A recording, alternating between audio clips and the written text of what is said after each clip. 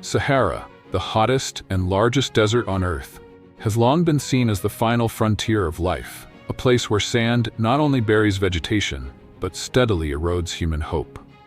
For decades, nearly every attempt to green this land has failed, until a controversial idea emerged. Bees, tiny agents of the ecosystem, were proposed as a ray of hope for one of Africa's harshest landscapes. If bees can help prevent ecological collapse in other deserts, could they do the same in the Sahara? Reality, however, quickly revealed a hard limit.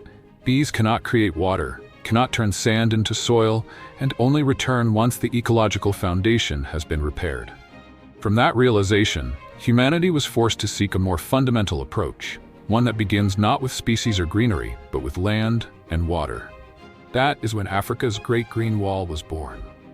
Join Terran Works as we trace this journey, from fragile bees to crescent-shaped earthworks, and onward to one of the largest ecosystem restoration efforts ever undertaken by humankind. Let's begin.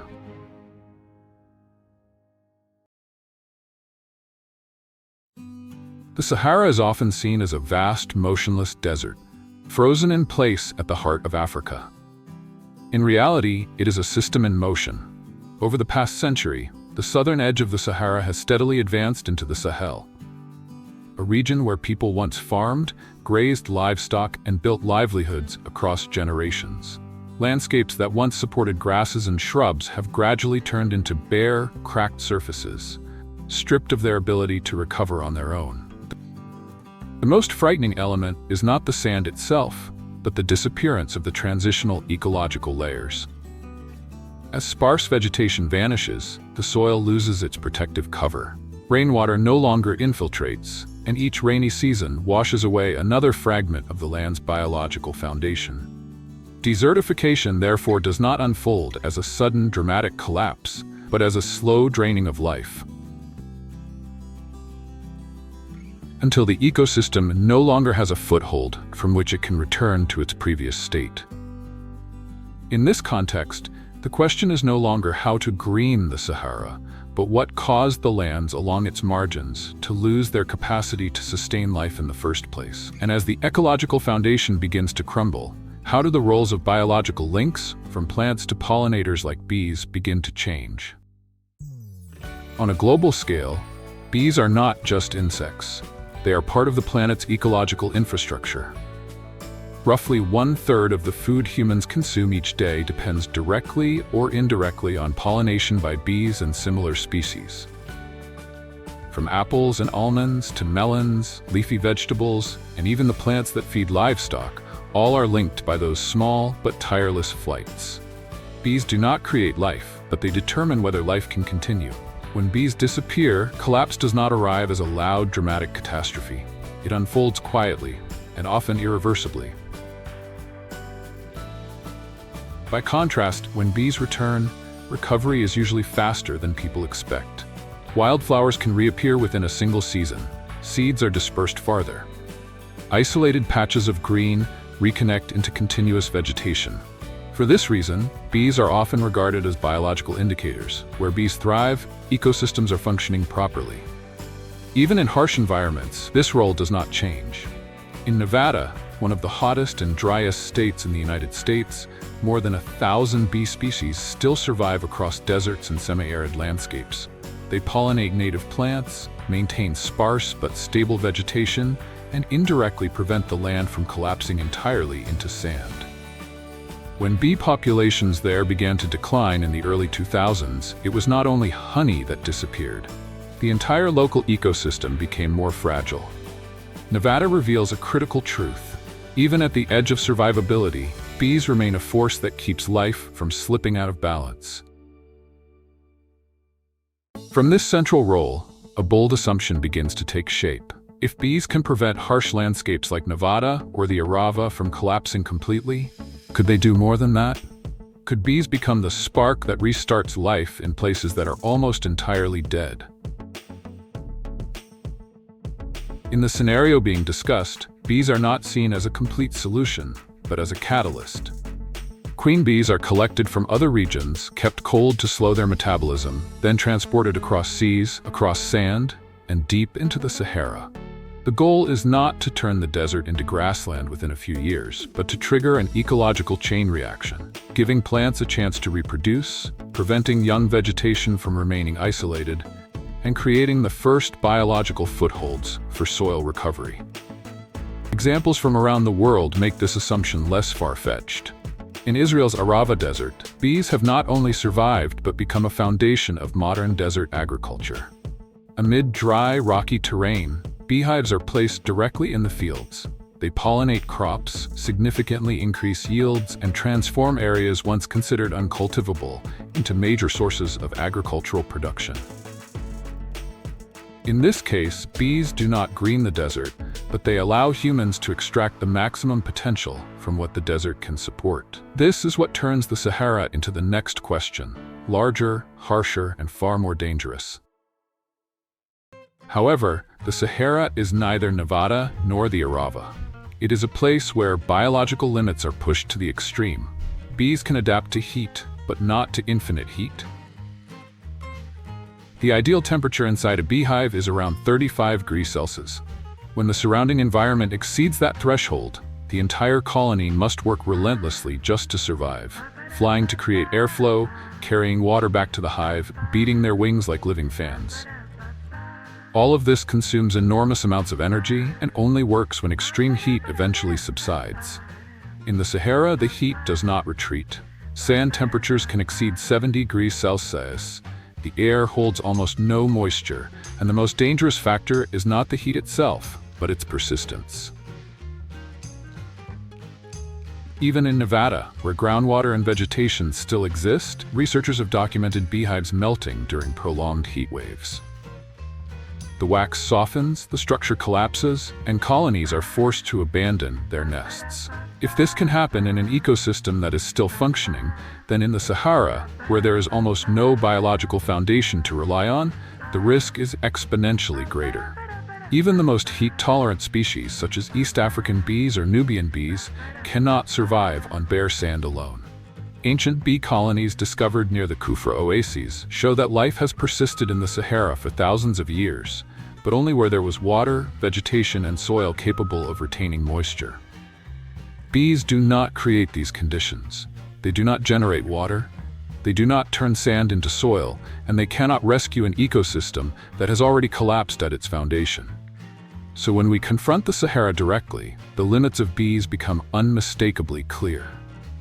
Bees may return, but only after the land has been prepared in advance. And that raises another question, more practical and perhaps more important.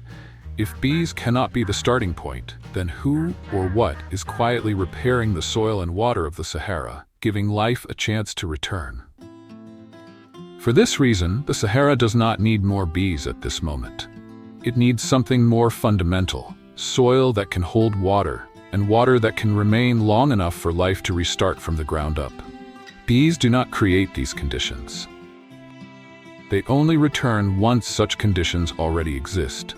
And it is precisely along the southern edge of the Sahara, where the desert meets the Sahel, that humans have chosen a different approach. Not beginning with animals, not beginning with plants, but beginning by repairing the land itself. From that choice emerged a project known as Africa's Great Green Wall. The Sahara Desert currently covers about 9.2 million square kilometers, nearly the size of the United States, and accounts for almost 1/3 of the African continent. More alarming, however, is the fact that it is still expanding.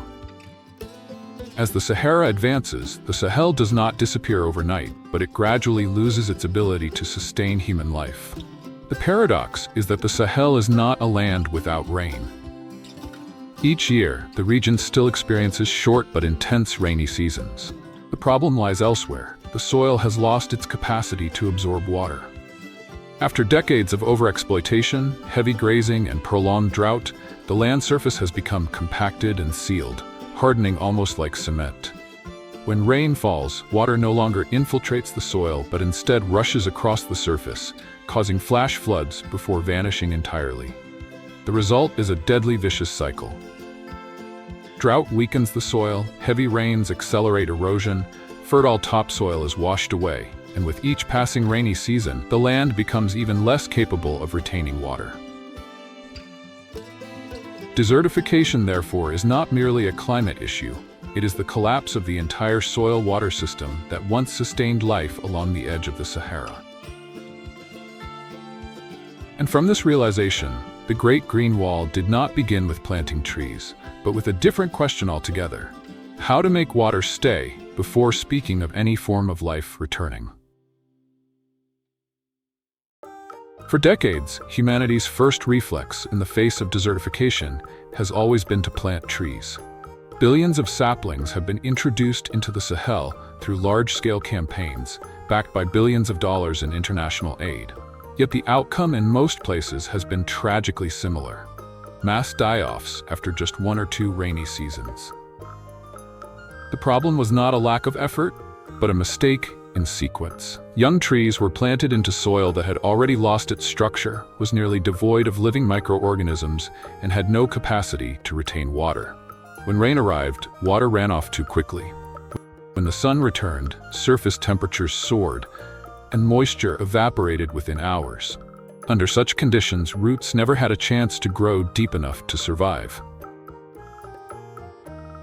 Planting trees on dead soil is like installing a sophisticated machine on a collapsed foundation. The Sahel's problem is not a shortage of greenery, but the loss of soil's ability to sustain life. And if the foundation is not repaired first, every effort above it can only ever be temporary. It was from these repeated failures that in 2007, the African Union launched an initiative known as the Great Green Wall. The project stretches roughly 8,000 kilometers across the Sahel belt, from the Atlantic coast in the west to the Red Sea in the east, involving more than 20 countries. However, contrary to popular imagination, this is not a continuous wall of trees running across the continent. In reality, the Great Green Wall is a mosaic-like network of ecosystem restoration efforts. Each region applies different solutions, tailored to local soil conditions, water availability, and the livelihoods of surrounding communities. The core philosophy of the project is clear. It does not force the desert to turn green, but repairs the way soil and water function. Once the land regains its ability to retain water, life can return on its own, following the natural sequence. Trees are not the starting point. They are the final outcome of a system that has been restored correctly. In many regions of Senegal, Niger, Burkina Faso, and Mali, the starting point of restoration is not trees, but an extremely simple soil structure: the half-moon pit. The choice of this structure comes directly from the way rain behaves in the Sahel. Rain does not fall gently. It arrives in short, violent bursts, then rushes downslope. A straight trench merely channels water away. A half-moon pit, with its curved shape and open end, can intercept runoff from multiple directions, forcing the flow to slow down, spread out, and settle. The crescent shape naturally reduces water velocity without trapping it excessively. Water is not pooled into standing ponds where it would quickly evaporate, but instead lingers just long enough to infiltrate the soil. This design works with the terrain and gravity, rather than against them. That is precisely why it remains effective in places where many more modern structures have failed. After the pits are dug, farmers sow drought-tolerant native grasses such as andropogon or cenchrus inside them. These species are not chosen for immediate economic value, but for their ecological function. Their deep, fibrous root systems help anchor the soil, increase water infiltration, and retain organic matter. After roughly 2 to 5 years, the change becomes visible. What begin as scattered patches of grass gradually connect into continuous ground cover. More importantly, it is not only grass that returns. As soil moisture and structure improve, shrubs and native trees begin to regenerate naturally. Insects, small animals, and grazing systems slowly follow, transforming isolated green patches into functioning ecosystems, rather than temporary oases surrounded by desert. The revival of the Sahara does not come from a miracle, but from humans repairing the collapsed foundations of soil and water. When land loses its ability to retain water, entire ecosystems slowly unravel. And when that foundation is restored, life finds its own way back. What do you think? Should humans continue to intervene actively, or step back and allow nature to regulate itself? Share your thoughts in the comments. And don't forget to follow Terran Works as we continue these journeys of exploration.